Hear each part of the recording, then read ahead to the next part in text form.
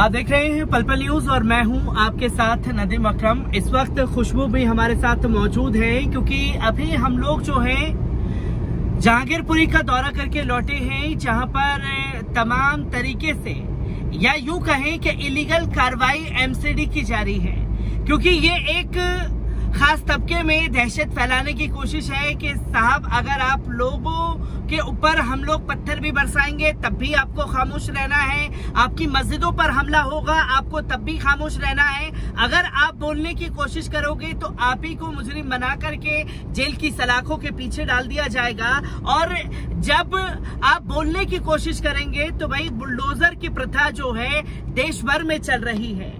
जो लोग उकसाने की कोशिश कर रहे हैं, जो लोग हाथों में गन लेकर के शोभा यात्रा निकाल रहे थे, उन लोगों के ऊपर कोई कार्रवाई नहीं हुई है। पर हम जैसे ही शोभा यात्रा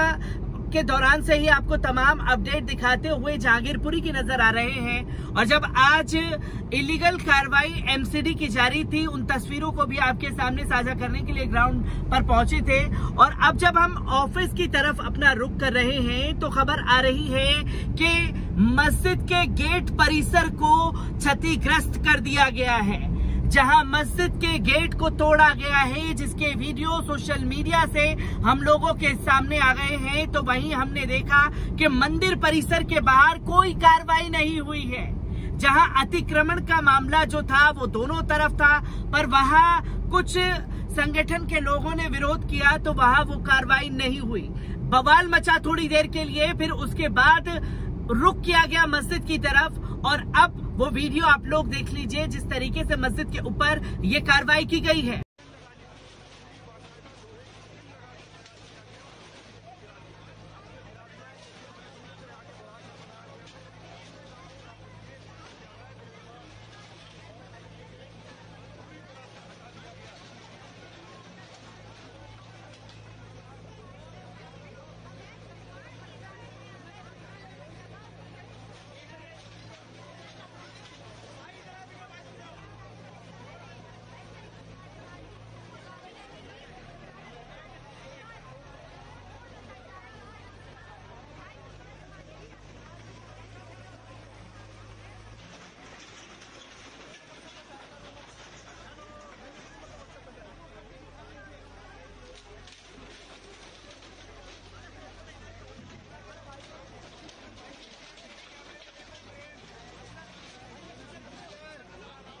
तो दोस्तों आपने देखा कि किस तरीके से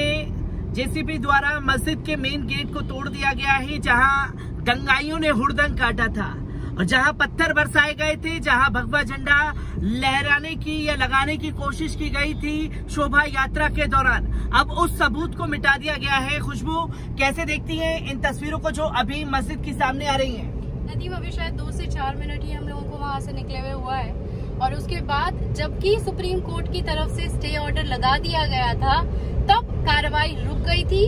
जो सामान तोड़ा गया एमसीडीओ से भरकर ले जा रही थी, लेकिन जैसे ही हम वहाँ से निकले वैसे ही हमारे सामने वो विजुअल्स आए हैं कि उन्होंने मस्जिद के दरवाजे को ढा दिया है, लेकिन मंदिर वहीं पर एज इट इज बना हुआ है। लेकिन सवाल यही उठता है, जब स्टे ऑर्डर के बाद भी अगर एमसीडी की इतनी हिम्मत है कि गरीब मुसलमानों को टारगेट कर उनको बेरोजगार किया जाए और उनको इस तरह से प्रताड़ित किया जाए कि वो सोचने के लिए मजबूर हो गए हैं कि क्या वो इसी देश के बाशिंदे हैं या मुसलमान होना उनका एक बड़ा सजा हो गया है हिंदुस्तान में रहने के लिए। आज जब हम पीड़ितों से बात कर रहे थे, जिस वक्त हम तमाम वीडियोस आपको दिखाने की कोशिश करेंगे, उन वीडियोस में आप देखेंगे कि किस तरह से लोग लोन लेकर सारा काम कर रहे हैं, लोन से अपने घर को चला रहे हैं। उनका सवाल ये है कि हमारे पास रोजगार नहीं है, और रोजगार नहीं है तो हम इसी तरह का काम करके अपना जीवन को जीने के लिए आगे मजबूर है, या हमारे पास एक यही शर्तें बचती है क्योंकि चोरी चकारी से हम लोग बचते हैं। और जबकि ये कार्रवाई पर अगर हम गौर करें, इससे पहला इंटरव्यू अगर आप पल पल न्यूज के वीडियोस में देखेंगे तो आपको उस इंटरव्यूज में भाजपा की जो पार्षद है वहाँ से, उन्होंने पहले ही वहाँ पर ऐलान कर दिया था कि यहाँ पर बुलडोजर चलाया जाएगा, और उनकी बात को देखते हुए 24 से 48 घंटे का टाइम बीता है और अब लगभग जो गरीब लोगों की दुकानें हैं, चाय टपरी और जूस गन्ने और इस तरह की जो भी छोटी छोटी शॉप्स थी उन्हें गिरा दिया गया है। क्योंकि जहां ये कार्रवाई की गई है, आप दर्शकों को मैं ये बता दूं कि जब हम लोग वहां मौजूद थे तकरीबन 2 घंटे पहले ही ये सुप्रीम कोर्ट का ऑर्डर आ गया था, स्टे लगना चाहिए जहांगीरपुरी में जो ये कार्रवाई चल रही है एमसीडी द्वारा इसे रोक दिया जाए। पर यहाँ संविधान की धज्जियां दिल्ली एमसीडी यानी कि भारतीय जनता पार्टी द्वारा उड़ाई गई हैं, जहां हम देख रहे हैं कि सुप्रीम कोर्ट की जो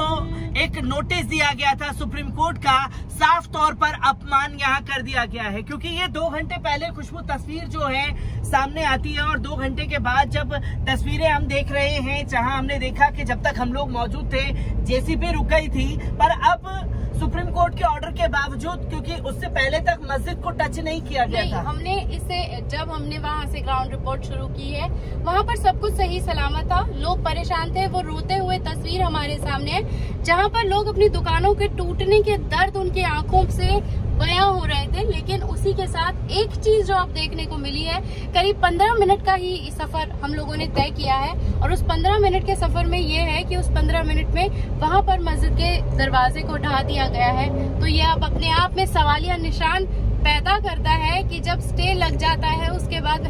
हिम्मत कैसे कर पा रही है एमसीडी इस तरह की कार्रवाई करने के लिए। नदीम, क्योंकि खुशबू एमसीडी ने तो यहाँ साफ तौर पर ये दिखा दिया कि मैं ही जज हूँ, मैं ही कोर्ट हूँ और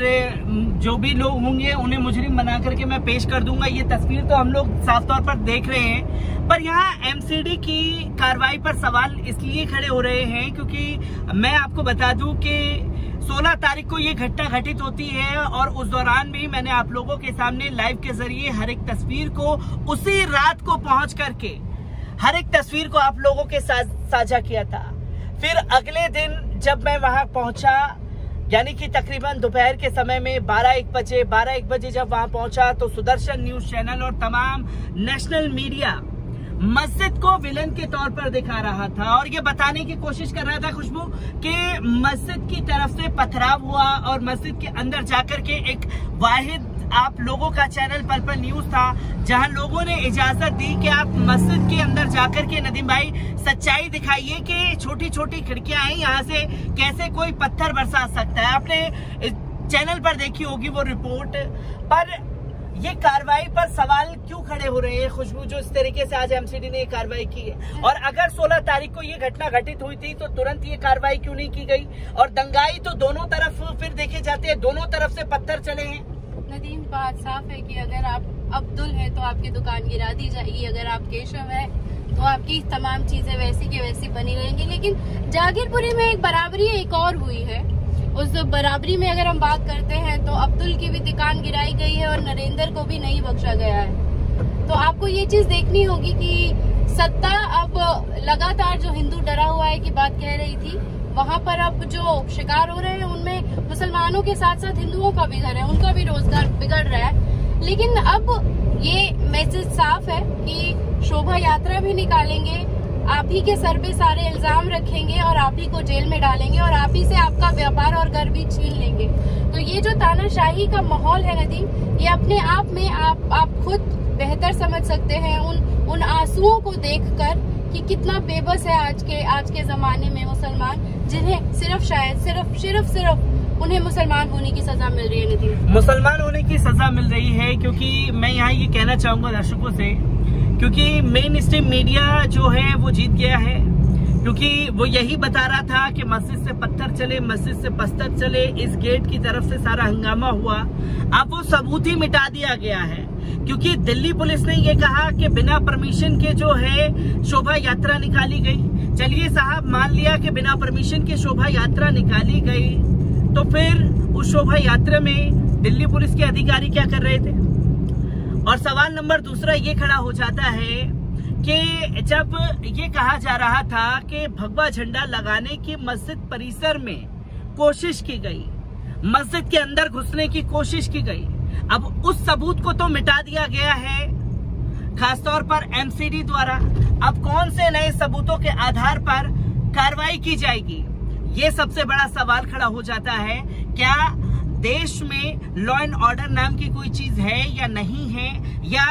देश में जो एमसीडी है, तमाम जो खासतौर पर भारतीय जनता पार्टी है, वो कोर्ट से बड़ी हो चुकी है और कोर्ट जिस आधार पर फैसला सुनाएगा उसी आधार पर वो उल्टा चल के लोगों में हिंदू मुस्लिम पोलराइजेशन करेगी। क्योंकि बीते कुछ महीनों में ही दिल्ली में एमसीडी इलेक्शन होने हैं और दिल्ली में एमसीडी इलेक्शन होने के नाते मस्जिद पर कार्रवाई करके ये बता दिया और मैसेज देने की कोशिश कर दी गई है, साहब जिस मस्जिद को टारगेट करना था हमने उसे कर लिया, तो वोट जो है हमारी झोली में जाने चाहिए। हर एक तस्वीर जहांगीरपुरी की आप लोगों के साथ साझा करता रहूंगा। दीजिए इजाजत, शुक्रिया।